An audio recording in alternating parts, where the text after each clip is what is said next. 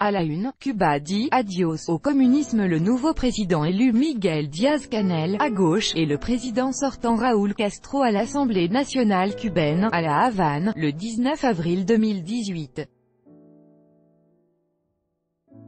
Reuters, Adalberto Roque Pool via Reuters. Le Parlement cubain a adopté le dimanche 22 juillet un projet de nouvelle constitution.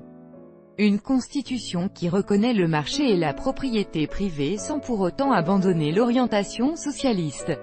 Et ce texte fait bien sûr la une de la presse cubaine. Mais pas que, une constitution qui servira les Cubains, titre Granma, l'organe officiel du Parti communiste cubain. Pour le site d'information Juventud Rebelde, il s'agit de la constitution du futur.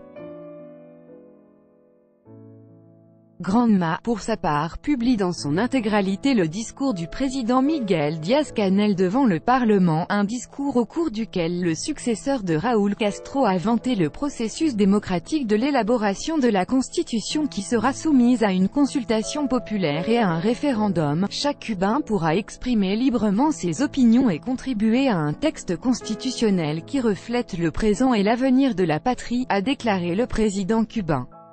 Vers le mariage homosexuel, le projet de constitution fait aussi la une du Miami Herald. Le journal de Floride se penche notamment sur un aspect sociétal du texte.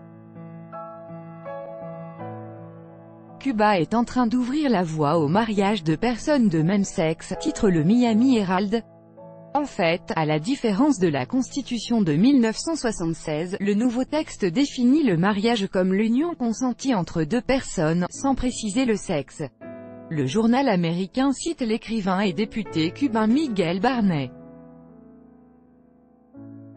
Il a salué cette évolution hier, lors d'une intervention devant le Parlement, soulignant notamment que l'amour n'avait pas de sexe, en espagnol, el amor no tiene sexo.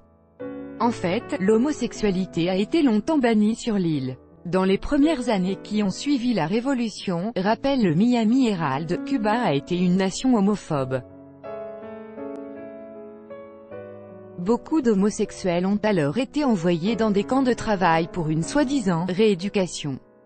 C'est Mariela Castro, la fille de l'ancien président Raúl Castro, militant LGBT et députée nationale, qui a œuvré en faveur de la réforme du mariage, une réforme à laquelle s'opposent notamment certains groupes religieux, d'après le Miami Herald.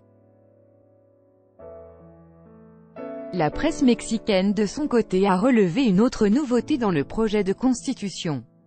La référence à la future « société communiste » est retirée du nouveau texte. Cuba dit oui à l'économie de marché et abandonne la ligne communiste, titre le journal Milenio. Pour le quotidien péruvien La República, ces changements sont fondamentaux, mais présentés officiellement comme une simple adaptation.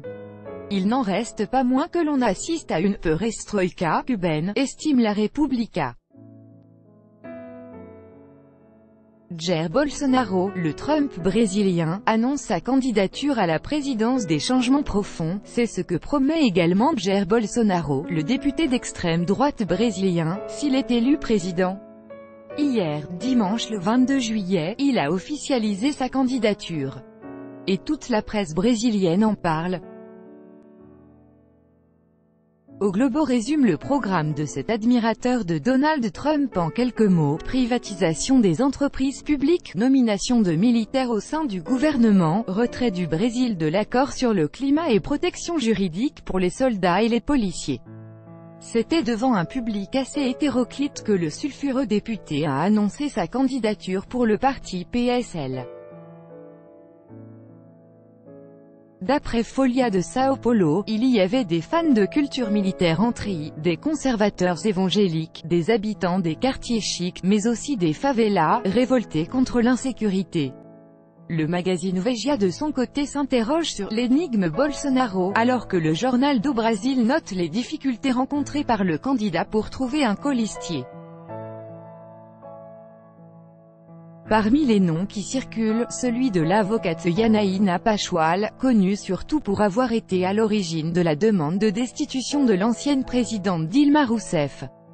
Un chauffeur Uber diffuse en direct sur Internet ses conversations avec les passagers. Ça s'est passé à Saint-Louis, dans l'État du Missouri, et c'est à lire, entre autres, dans le New York Times.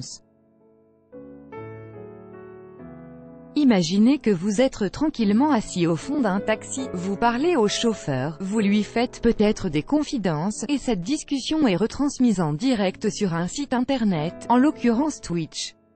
Le tout à votre insu à travers des caméras cachées. En plus, les personnes payent pour se connecter à ce live stream très particulier, ils commentent votre apparence, vos propos, etc. Incroyable, mais pourtant vrai, ces conversations ont rapporté au chauffeur d'Uber plus de 3000 $, écrit le New York Times.